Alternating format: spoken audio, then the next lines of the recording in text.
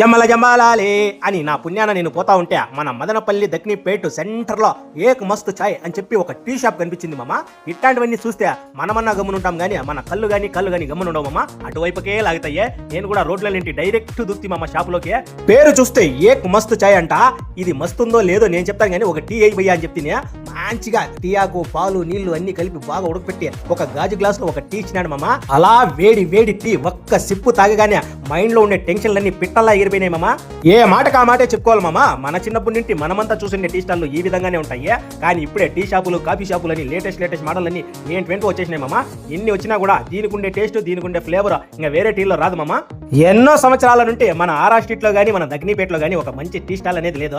మన వాళ్ళు ఎవరన్నా టీ తాగాలంటే లబో దిబో అంటూ పరిగెత్తా పోవాలా. బెంగళూరు బస్ స్టాండ్ కానీ చిత్తూరు బస్ స్టాండ్ కానీ.